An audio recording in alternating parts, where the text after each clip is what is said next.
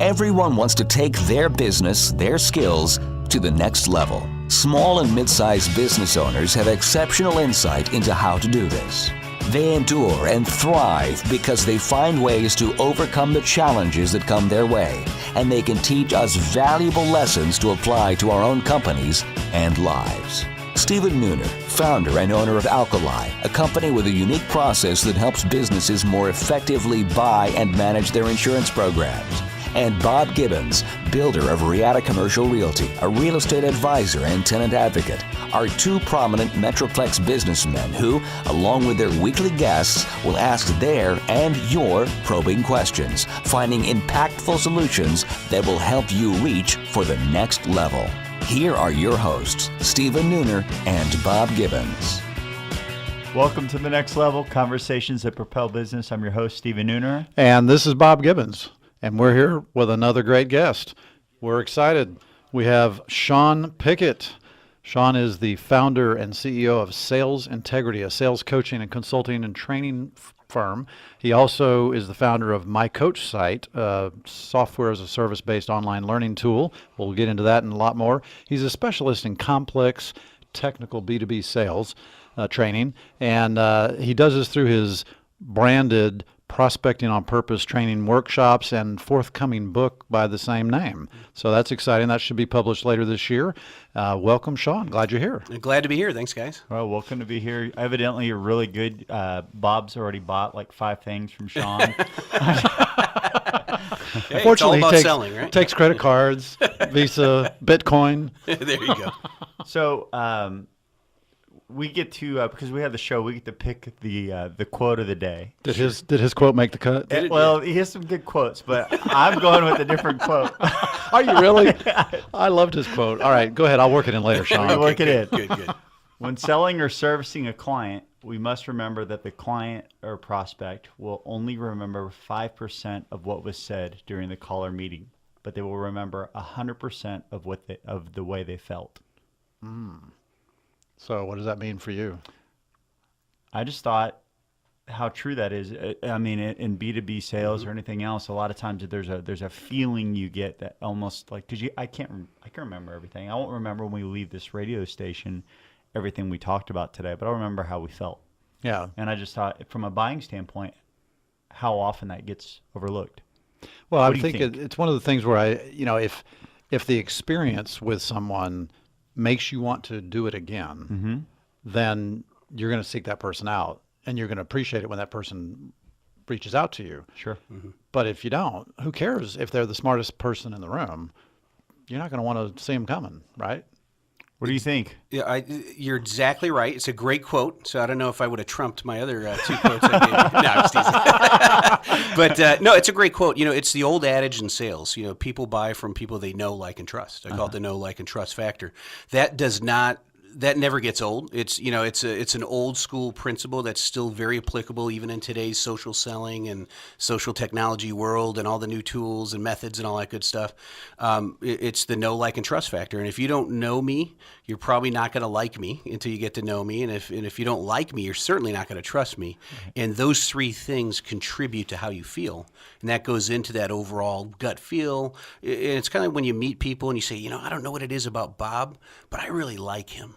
Right? Or if you meet somebody, you say, I don't know what it is about Bob, but something's a little off with him, right? And it's a gut feel that goes into that. It's your first impression, but it gets back to that know, like, and trust factor. So the first thing you want to do in sales and any relationship is build the relationship, connect with your prospect, with your customer, make sure you understand what's important to them first before you're selling them anything.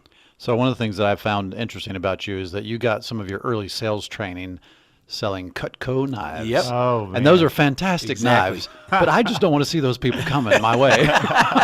I tell you, if you get, first of all, wonderful company, Vector Marketing. It's where really I cut my teeth, no pun intended, on sales, marketing, advertising, entrepreneurship, running a business at a very young age. And if you can sell Cutco knives to people who have knives, who don't need knives, and those knives are really expensive, then you could sell anything. And that's really where you learn all about value. And that's another old adage that's as applicable today as it was all the way back in the early 90s when I first learned it.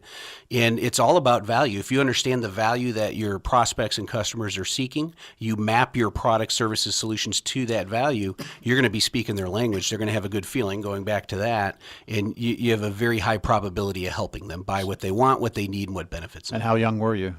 At that point, I was, 19, 20, 21. It was interesting. I don't know if they still do it this way to recruit people, but you go out and you have a sign, the big yellow signs, right? Yeah. And it says $12 an hour. Earn $12 an hour, and then the phone number. At least this is how it was back in the early 90s, right? And then you go out to telephone poles, right at busy intersections, and you pound those things in. And so when you pound those things in, people come up to it. It's so bright, yellow with black letters. You look at it and go, $12 an hour. I'm a high school kid or college kid at that point. I want to earn that. So you call it up, and they say, yeah, come on in. So you talk to someone, and they say, hey, we're doing a class. You go in there. There's a whole group of people. They're educating you on this thing. By the time you're done, you're hooping and hollering. You're ready to go with this thing. And I'll never forget, my mom told me, whatever you do, this sounds shady. Because they're not really giving you a lot of info. Just don't accept the job on the spot. Bring it home and talk it through with your dad and I. I said, okay, sure. I went and I got so excited. I signed right up. I was the last guy in there, and I'm like, this is awesome.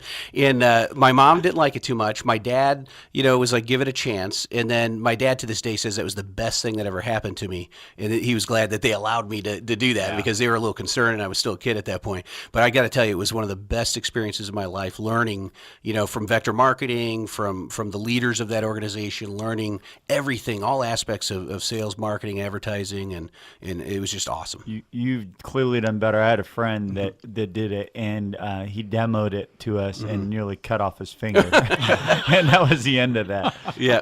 So tell us about sales integrity. Yeah, so sales integrity, what we do is help sales professionals, leaders, organizations, typically with a complex technical B2B sale. So they sell something along the lines of technology, telecom, engineering, something real complex to senior executives and their teams of influencers and buyers at companies. And we help them generate more leads, close more business, and earn more money. And it's real simple from that perspective, but it starts with that very first aspect, which is generating leads. Okay, so technical sales, you're selling this to somebody that is ostensibly informed as to that technology, or they might not need it. But is that always true? Sometimes are you not trying to sell technology to people that really don't know that they need it? Yeah, so there's the overt need where somebody's already raised their hand and said, hey, I have a need. Now they're out there, and especially with the internet, they're ready to buy. Buyers are more educated today, right? People say buyers are smarter. I don't think they're smarter. They've always been smart, right? I've sold complex technical products, services, solutions all my career once I went into the professional working world after college.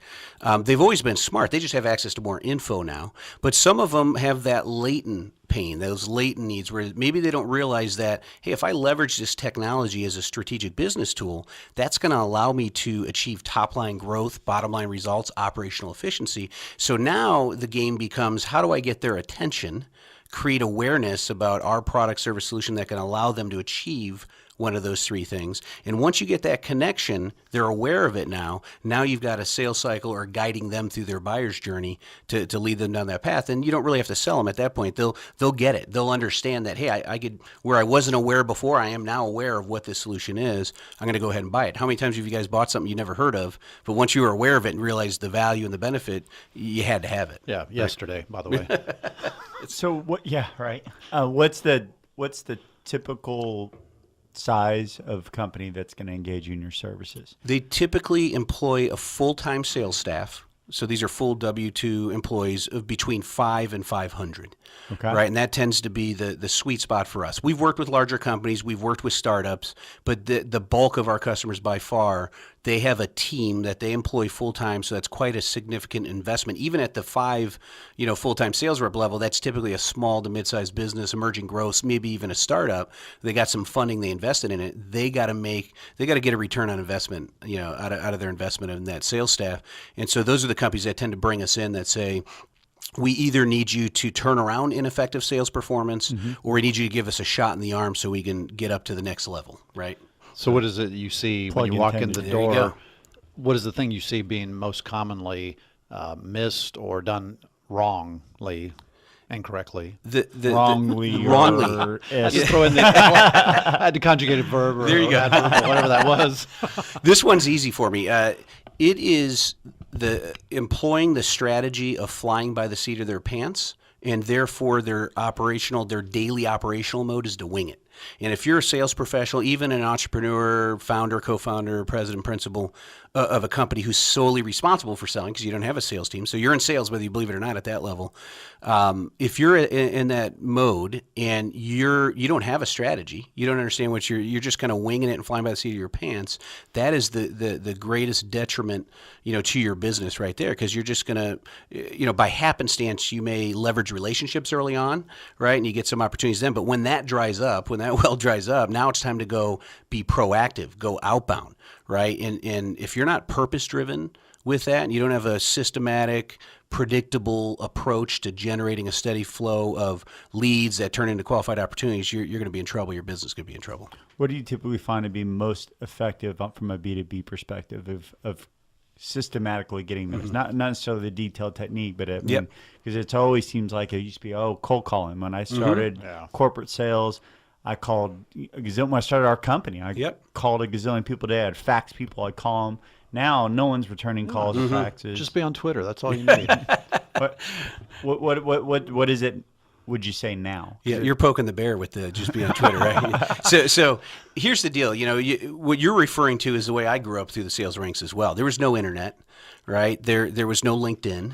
There wasn't all these nice little lists and all this stuff provided. It was you grabbed business journals, in my case in Chicago when I started, Chicago Tribune, right? You did some research. You built out a list in Excel because you didn't really have a CRM system, right? Now, this isn't caveman selling days, but this is, the early 90s, right? Not too long ago.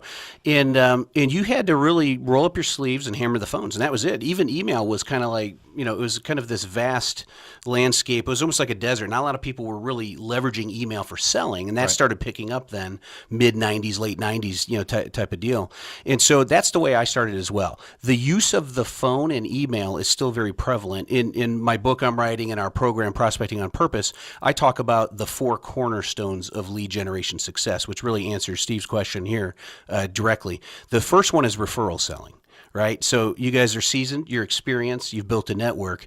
For sales professionals that are not newbies, that haven't just come out of college and are starting up, and even then you probably have a network of college alumni you could tap into, but that's a longer story.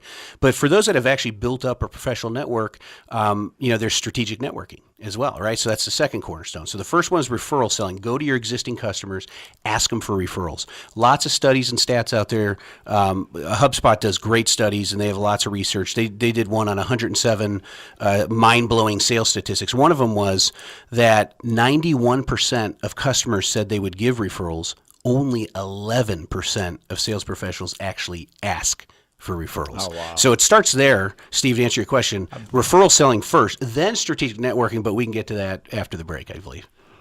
Well, go ahead. Bob just gave me the finger.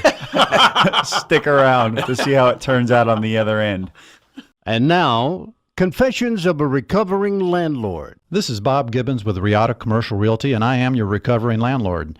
After 20 years as a landlord, I now use that experience only for the benefit of companies that lease or buy office buildings and warehouses. Today's confession: knowledge is power. We all negotiate from a position of power and strength, or at least we want to. In any negotiation, the party with the most knowledge probably has the upper hand, and landlords count on this being the case whenever you're negotiating a lease, because most landlords are professional real estate investors and they hire professional leasing agents and property managers. Landlords are in the market every day negotiating leases, while tenants probably only negotiate 1, maybe 2 leases every few years. So tenants feel outgunned. Don't let landlords have all the power. As a former landlord for 20 years, I understand how landlords think and what motivates them. So let me put that knowledge and experience to work on your side of the negotiation. To learn more, contact me at texastenantrep.com. Again, that's texastenantrep.com. Have you started making plans to take your business to the next level in 2016? Hi, I'm Stephen Nooner, founder and CEO of Alkali. We have a trademark process called the Empowered Advantage that enables CEOs, business owners, and entrepreneurs to more effectively buy and manage their insurance. Before sitting down to make your plans for the new year, here are just a few things to consider. Would you say that you have an actual insurance strategy, one that you can articulate, or have you just purchased a policy here and there over the years? If you have an insurance strategy, was it discussed under the pressure of a renewal deadline or considered earlier in the year to avoid fire drill decision making? If your answer was no to either of these questions, then you may not have the right partner on your team. Visit alkaliservices.com to contact us and take the next step to a bigger and better future. Hi, my name is Derek Chapin, and I'm the owner and founder of AspireWorks, and also past co-founder of Meh, which pretty much sums up my experience on this show. We're back. Oh. We might ought to look at each We other just got occasionally. through with the fist fight on the break here with Bob and I. We're both standing, so I'm not sure who won. And we're back with Sean Piket at Sales Integrity. If you want to learn more about Sean, please visit salesintegrity.com. Thank you for having a URL I do not have to spell. That is nice, isn't it? Pretty All easy. right, so we were halfway into the four corners of selling, and so Yeah. please continue. So 4 cornerstones of lead generation success. First one being referral selling. Ask your customers for referrals. The bottom line is just ask, right? I mean, most sales professionals are not doing that. Strategic networking is the second one. And those could appear to be the same thing. You're still going to ask for referrals, but really facilitated introductions. So find like-minded professionals that are selling complementary product, services, solutions to yours that are pursuing the same target audience, and then go hunt in packs, right? Because you're calling on the same folks. You can shorten sales cycles. It goes back to that know, like, and trust factor we talked about. Your sales cycles will be dramatically shorter if you have a facilitated intro from someone that the client's already working with, right? So hunt in packs and help each other with And, that. and let me interrupt for a second. We had a guy, Tim Conkle, a while back in the studio, and his nephew was a previous guest, Zane Conkle, and they have a company, voice over internet phone systems, and they sell all through channel partners. And so hunting in packs really resonated with me because the only way they sell is through IT Yep. service providers who can then just add this onto their service offering. And they've just blown it out of the water. They're huge. They're in all 48 states in the continental U.S. And it's amazing. So I love the welcome, hunting Zane. and pack idea. So anyway, Yeah, sorry no, for that's great. interrupting, That's strategic networking on steroids there, right? Yeah. You have a formal channel partnership program that you're going to leverage. They've already got a built-in sales team that are pursuing a target audience. You might as well piggyback off that if that's and they one reach them part of it. through trade shows. Yeah. They speak at trade shows and industry events. But anyway, Yeah, so that's strategic networking. Typically going to networking groups, leveraging LinkedIn to find other like-minded folks. But you want to build up kind of your inner circle when it comes to that. Is one thing I'll leave with the strategic networking. Don't just kind of go out there and network with any Tom, Dick, or Harry. Be very purpose-driven in the way you do that. And we go through that obviously in our program and how to do that. Right, build your own network and all that good stuff. The third one is social selling. So you don't want to ignore that. The technologies that are out there, especially LinkedIn in the B2B world, YouTube, Twitter, these, and there's a new one called Alignable. I'm not sure if you've heard of Alignable. On my podcast, I do a Q&A, Ask the Coach session, and people have sent in a lot of questions about Alignable. So my most recent one I did was on, Alignable. Do we really need another social network? exactly, because I keep getting those invitations and I keep ignoring them. Yeah, so the bottom line there is Out of alignment. if you have a geographical focus where you're just kind of, hey, I'm in this zip code and I sell something where, it's going to be local here and I want to connect with other like-minded folks, then it's something you should explore. But if it's just another, hey, all my LinkedIn contacts are sending me requests over here on Alignable, I would recommend narrowing the focus on that, right? So that's something that's real key. So social selling, you could spend a whole episode on that. I mean, there's a whole bunch there's a lot of noise that's out there on that.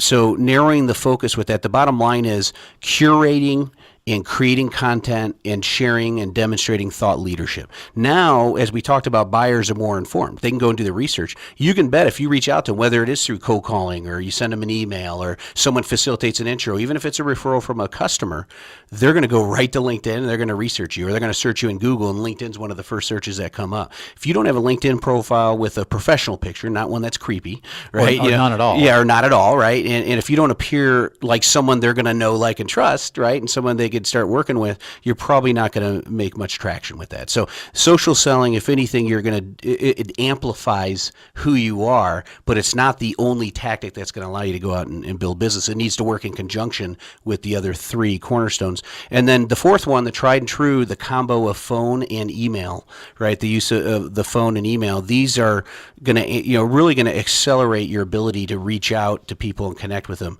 You're not driving across town to networking events. You may not get a hold of customers as frequent to ask them for referrals, or maybe you tap them out. They can only give you so many referrals. In social selling, if you don't know how to make sense of that, you might just be kind of, muttering around with that and I haven't figured that out. But picking up the phone, nothing beats picking up the phone, reaching out, because if you connect with someone, now you got them live, you can make more of an impact with a lot more people, but you can't just wing that either.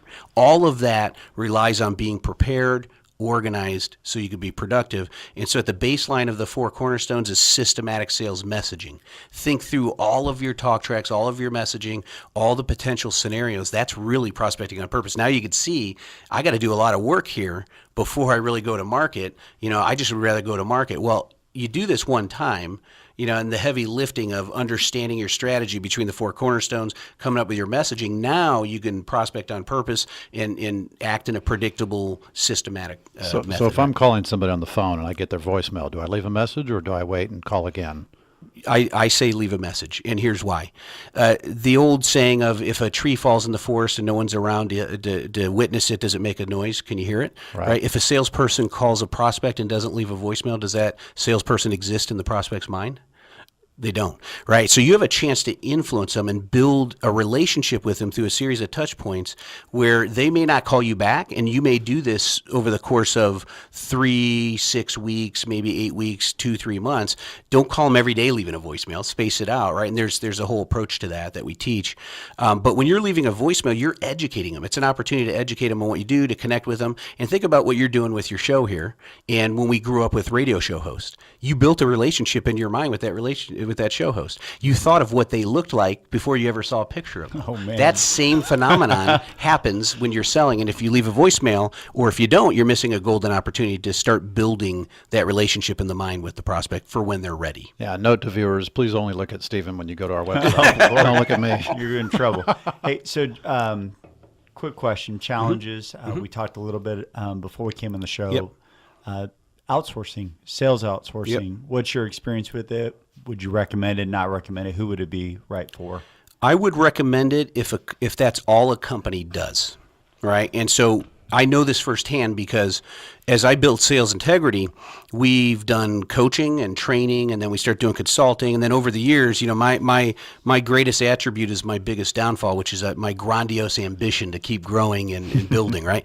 And so around the 2010-11 timeframe is when I launched the Sales Outsourcing Business Unit. Now, in the early days, we were outsourced VPs of sales for smaller tech companies, and that's okay. And I think if you can find a very good, experienced veteran of sales, 20, 30 years experience, and they're retired from what they were doing, but they're out there and, consulting, and you can get some of their time in a fractional basis to come and lend their expertise in an outsourced VP of sales role. I think it's a great thing to do. We started doing that. It was going well. It was profitable. Then we said, what else could we outsource and handle with the outsourcing? We, long story short, built out an entire call center to do lead gen. In appointment setting. We then eventually extended and said, why not just be the entire outsourced sales department? So we were going to companies, and we were their entire outsourced sales department, their sales leader, their sales team, their telesales team. Very costly endeavor, very time consuming, and it almost swallowed up my business. If a company's just doing that, then I think it could work. But if it's one of many business lines, it's going to dilute the focus across the board, not only with that offering, but with all the other ones. I believe the outsourced VP of sales role can work. I believe the outsourced lead gen for appointment setting can work. I have serious doubts about the outsourced sales department. How did you come to the conclusion that it didn't work for you? You said it was swallowing it up. So were there warning signs that you needed to pull the ripcord, or? Yeah, it's a darned if you do, darned if you don't. Trying to keep the language clean here, right? Sure. Type of offering, especially with the outsourced sales department. Here's why: if it's very difficult to succeed, right? Because you're not full-time focused on that customer's business to sell, right? It's like one of many different product lines. And usually companies that do that, they're successful with 1 or 2 out of 5. And then if you happen to be a company that's one of the majority, the 3 or 4, then you're not going to be satisfied, right? So the success rate isn't very high, number one. Number two, it is, if you do win, I talked about the darned if you do succeed and help those 1 or 2 companies out, they tend to forget about that once they're rolling in the dough later on. And so they're paying you, and they're fine with that. But then after 6 months or a year goes by and now they're a lot more successful than they were, they look at it and say, do I really need you to be part of my business? And they want to cut you out. And that happened 100% of the time when we succeeded with all the companies, right? So I looked at this going, man, we can't win when we win. And we, of course, there's more losses than wins, and that's not a great business to be in. And so that was kind of the first signs. But of course, when I was focused on it, you're immersed in it, you're not thinking of it. And then I was ignoring signs. I was just working so much. It was so time consuming. I had sharp pains in my stomach for weeks and I was ignoring it. And then eventually I ended up in the hospital for an emergency appendectomy, and that knocked me out. Who doesn't pay attention to their stomach? The doctor's like, that is crazy. I've never seen anyone go this long. We got to get you on the short of pulling the guy off the operating table that's on it. Now you're next. I'm like, holy cow. That's amazing. Yeah. So then anyways, long story short, that gave me a couple weeks on my back looking at my financials, and I realized, holy cow, this is the largest part of our business. It's not profitable. And this little business offering called coaching, sales coaching, was the most profitable, not only for sales integrity, but for our customers. So that's when I went in there and I immediately killed off that business unit, which was very painful for the whole company, and had to dramatically shorten it down and amplified up the sales coaching side of the business. So the lesson is? The lesson is narrow the focus, right? And focus on a niche. If I had to do it all over again, my gut feel early on said sales coaching. Sales coaching's the right fit. I could feel it was successful. When we tracked it, it was successful. But, I thought, hey, that's successful. Now let's go build another business unit. Let's go build another one. And as entrepreneurs, we do that. We get excited, right? I would suggest narrowing the focus to the one niche that you're good at. Really build that up to where it's cash flowing a lot and you're very profitable with it. And then and only then, when you're going to assign a leader to it and you don't have to be completely immersed in it, then look at what else is complementary to this that would also be profitable, and do your due diligence there. So you tell your clients the same thing? I do. So when we're coaching sales professionals, we have them narrow the focus. Most of them are biting off more than they could chew. They're trying everything, right, when it comes to generating leads and selling, and they're all over the board. So we get them prepared so they can be organized, allow them to be more productive, but we have them narrow to the power of 3. And really what the power of 3 is, the human brain can retain 3 new concepts when you first present it. The minute you introduce the 4th, it's highly likely to forget all 4 because it gets overwhelmed. Same thing with anything we do in life, right? So when we grew up as kids, we were trained that way. It's as easy as 1, 2, 3, ABC, 3 blind mice, on down the line. We're just taught that way. So the human brain's taught that way, and that's the way we learn. So let's leverage that in selling. So we narrow them down to 3 sales pipeline development campaigns. That's what we're going to do to go build pipeline and sell more. Well, Sean, thanks so much for being our guest today. Thank we really you. enjoy it. There's obviously way more to talk about, but we don't have time. For our listeners, please go to salesintegrity.com.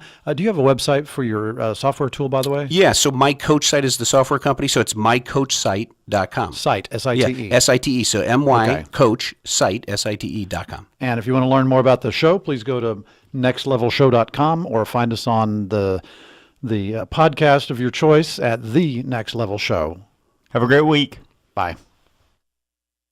You have been listening to The Next Level, Conversations That Propel Business with Stephen Nooner and Bob Gibbons. Join us every Tuesday at 1:30 p.m. for more prolific conversations that will take your business to the next level.